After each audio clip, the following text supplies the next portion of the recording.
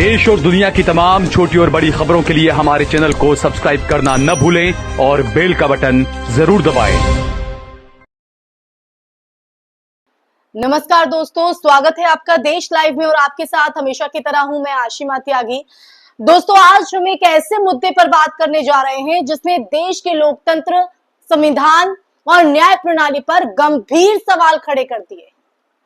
मामला है मालेगांव विस्फोट केस का, जिसमें कई आरोपियों को बरी कर दिया गया है। जबकि इसी तरह का मामला मुंबई ट्रेन ब्लास्ट हो या देश के अन्य बड़े आतंकी हमलों के मामले, उन पर तुरंत कार्रवाई हुई, फैसलों को चुनौती दी गई।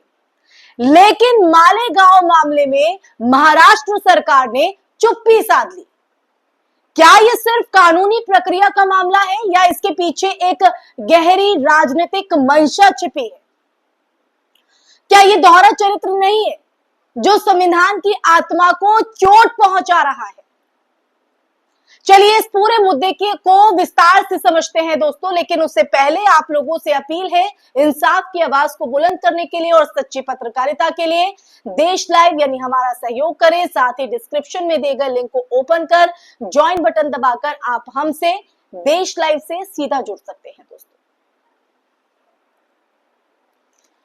तो चलिए आज के विषय पर वापस लौटते हैं। मालेगांव ब्लास्ट, ये पूरा मामला कोई साधारण घटना नहीं थी।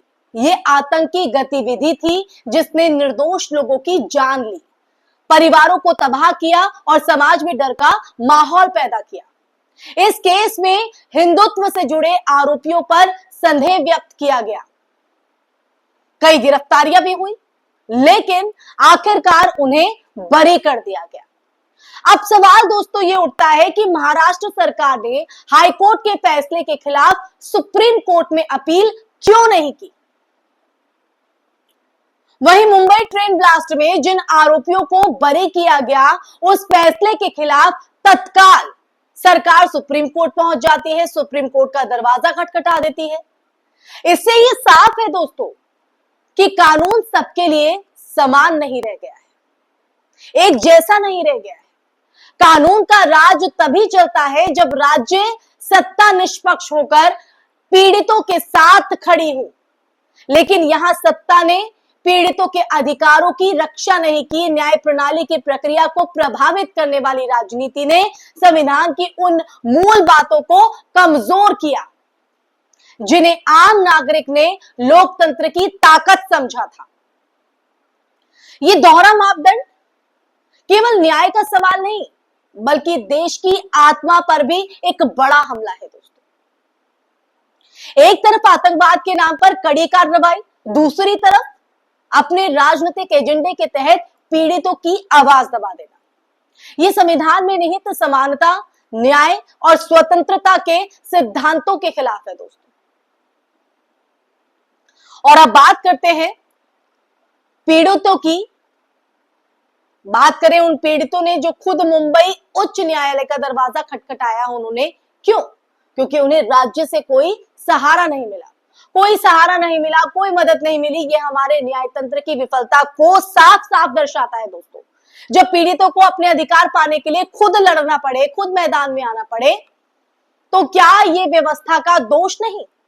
जो सरकार संविधान की रक्षा का दावा करती है, वही सरकार पीड़ितों के साथ नहीं खड़ी होती, बल्कि उन मामलों को दबाने का प्रयास करती है जो उसके राजनीतिक हितों के खिलाफ जाते हैं। यही तो दोहरा चरित्र है। अपने समर्थकों के लिए अलग नियम और विरोधियों के लिए अलग। समझिए आप इस स्थिति को। इसके पीछे छिपा राजनीतिक एजेंडा भी समझना जरूरी हो जाता है दोस्तों। हिंदुत्व की राजनीति में अपराधियों को बचाना और राष्ट्रवाद के नाम पर न्याय को टालना आम बात हो गई है। पीड़ित चाहे किसी भी धर्म, जाति या वर्ग से ताल्लुक रखते हो, उन्हें न्याय तभी मिलेगा जब राजनीतिक समीकरण उस दिशा में सहायक हो। बाकी मामलों में या तो लंबी प्रक्रिया का हवाला देकर मामले को ठंडे बस्ते में डाल दिया जाता है, या फिर अगर देखा जाए तो सीधे सीधे चुप्पी साध दी जाती है। इससे जनता का विश्वास जो है वो टूटता है और न्यायपालिका पर सवाल उठते हैं। और देखिए उठेंगे भी, जब ये दोहरा चरित्र सामने आएगा तो उठेंगे भी ये सवाल।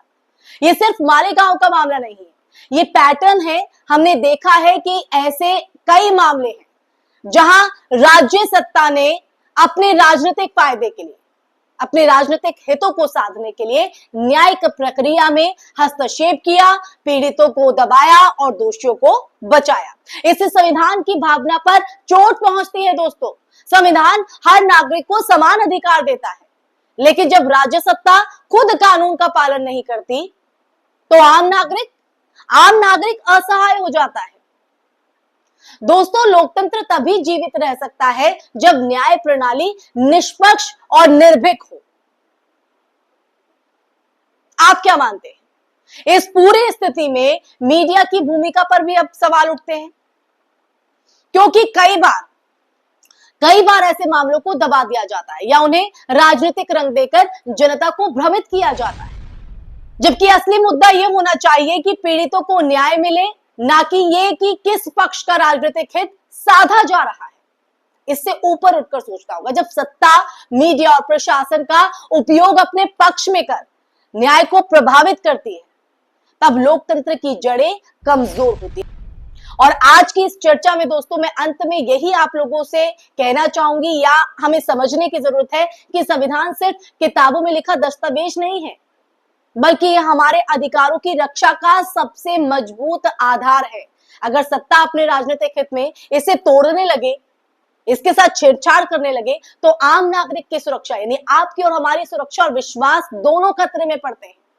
मालेगांव विस्फोट जैसे मामलों में पीड़ितों का साथ ना देना और उन्हें खुद न्याय के लिए लड़ने पर मजबूर करना हमारे लोकतंत्र की विफलता का संकेत है। और क्या है बताइए आप? न्याय प्रणाली का पक्षपात न सिर्फ पीड़ितों के लिए अन्याय है, बल्कि अगर देखा जाए तो पूरे समाज के लिए भी चेतावनी है दोस्तों। ऐसे में हमें सचेत होकर संविधान की रक्षा करनी होगी। और सचेत कैसे होना होगा? अपनी आवाज उठाकर, सवाल पूछकर। दोस्तों, हमें जागरूक रहना होगा।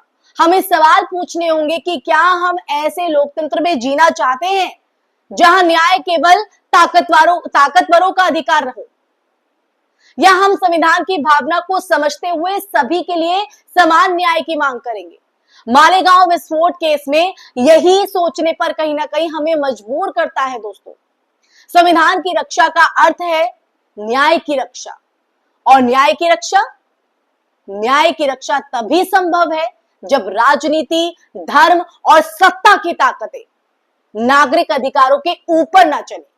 यही हमारे लोकतंत्र की असली परीक्षा है दोस्तों। इसी के साथ इस चर्चा में मैं यही विराम लगाना चाहूंगी। ये चर्चा आपको कैसे लगी कमेंट बॉक्स में कमेंट करके जरूर बताइएगा। साथ ही लोकतंत्र की ये कमजोर होती जड़ों को हम कैसे मजबूत कर सकते हैं, इसमें आप लोग कैसे अपनी भागीदारी निभाना चाहते हैं, जरूर कमेंट बॉक्स में कमेंट करके बताइएगा। साथ ही साथ इस वीडियो को ज्यादा से ज्यादा शेयर भी कीजिएगा और हमारे चैनल यानी देश लाइव को सब्सक्राइब भी कीजिएगा, ताकि सच के ये मुद्दे ऐसे ही बुलंद आवाज के साथ आप लोगों के साथ हम चर्चा के लिए लेकर आते रहे दोस्तों। इसी के साथ आप लोगों से इजाजत लेना चाहूंगी। अपना ख्याल रखिए। जय हिंद, जय भारत, नमस्कार।